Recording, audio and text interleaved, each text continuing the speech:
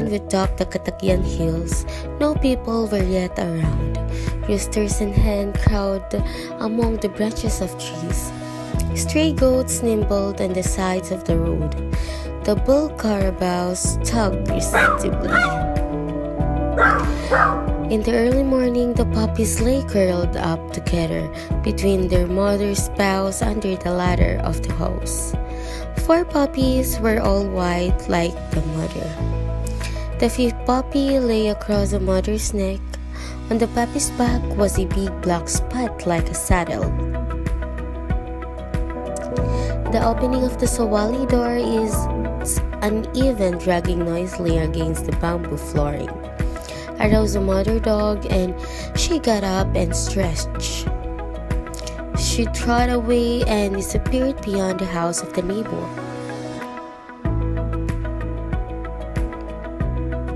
The boy leaned heavily on the single bamboo railing that served as a banister. He reached between his legs for the black-spotted puppy, stroking its soft, warm body. He blew on its nose. The puppy stuck out a small red tongue, lapping the air. Baldo laughed a low gurgle. My puppy! My puppy, you're a foolish puppy. Get 2 or 3 burning coals and bring them home on the right straw. Do not wave the straw in the wind. If you do, it will catch fire before you get home.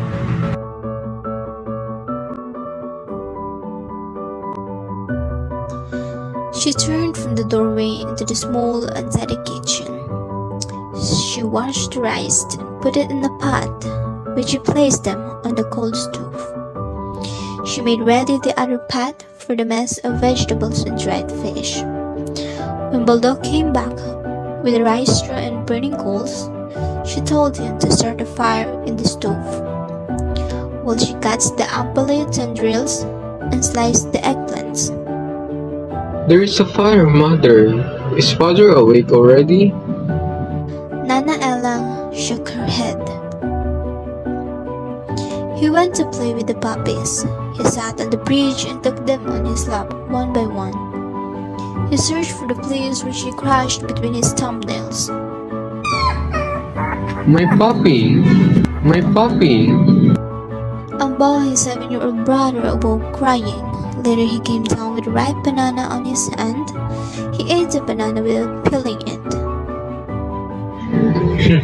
You foolish boy! Remove the skin! I will not. It is not your banana. He took a big bite and swallowed it with exaggerated relish. But the skin is tart. It tastes bad. You are not eating it.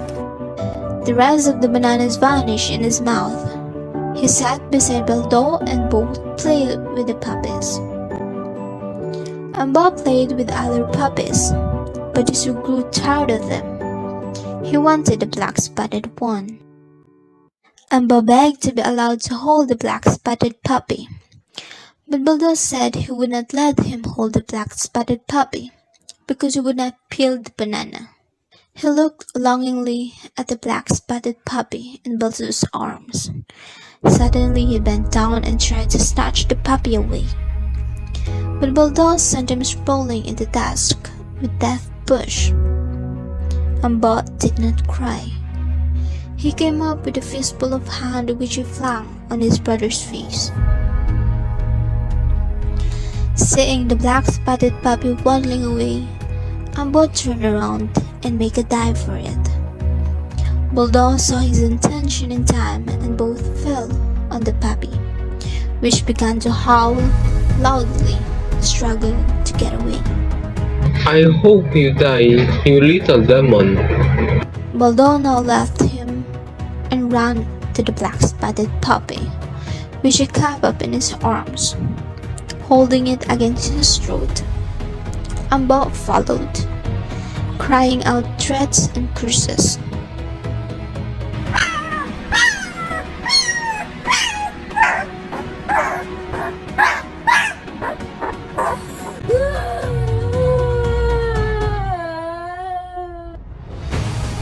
At the moment, the window of the house facing the street was pushed violently open and the boys followed. Tang Chao looked out.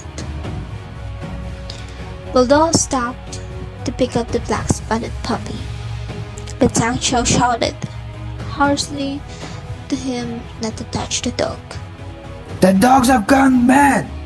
By the stove in the kitchen, he stopped to get a sizable piece full of firewood, throwing an angry look and a curse at Nana Ella for letting her sons play with the dogs. Baldo and Ambo awaited the coming of their father with fear written on their faces. Baldo hated his father as much as he feared him. He was a carpenter. He had come home drunk the night before. He was not a habitual drunkard, but now and then he'd drank great quantities of Bassi and came home and beat his wife and children.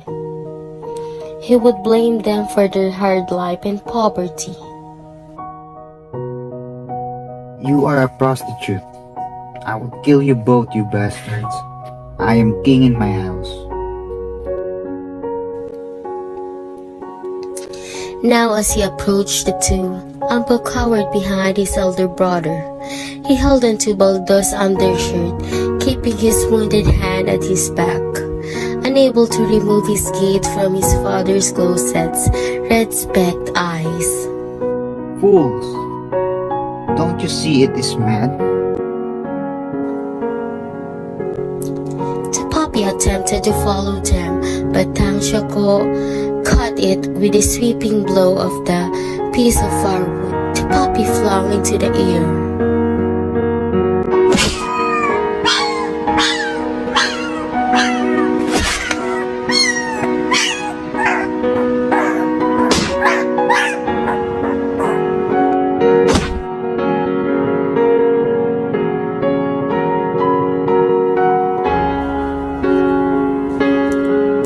Once more, Tang Shako raised his arm, but Baldo suddenly clung it with both hands and begged him to stop.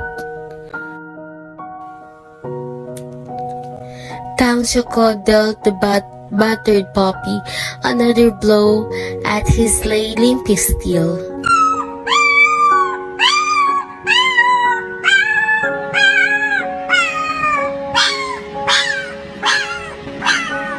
He kicked it over the watch for a sign of life.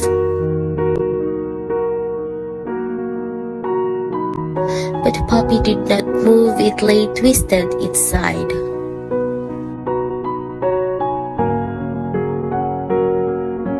Get up.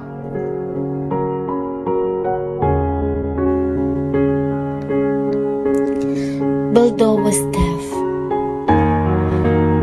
He went on crying and kicking in the dust.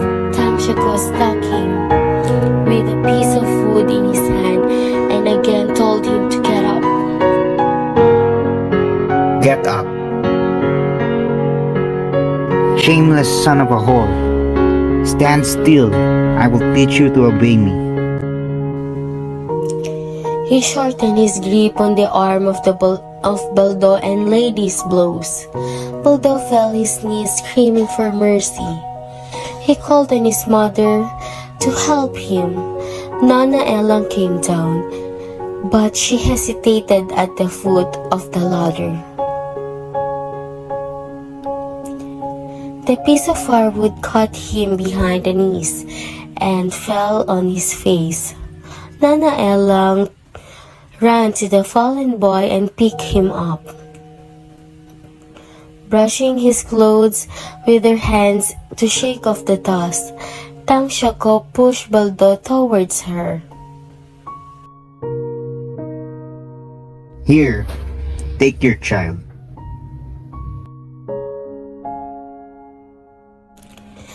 He faced the curious student and neighbor who had caught her by the side of the road.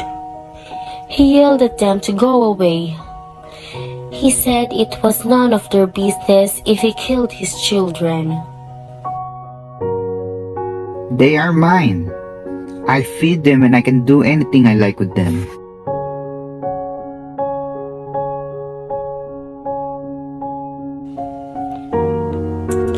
Toshiko went to the house, cursing in a loud voice. Passing the dead puppy, he picked it up by his hind legs and flung it away. He strode upstairs and began eating the breakfast his wife had prepared for him.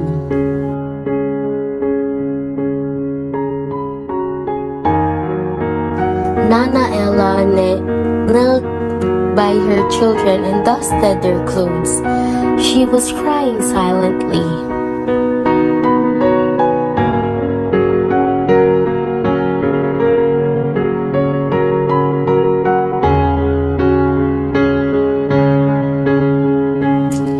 Afterward, Baldo and Ambo searched among the tall corn for the body of the dead puppy. When they found the dead dog, they buried it in one corner of the field. Ambo stood silently by holding the dead puppy. When Baldo finished his work, he and his brother gently placed the puppy in the hole. Then Baldo wound an arm around the shoulders of Ambo, and without a word, they hurried to the house.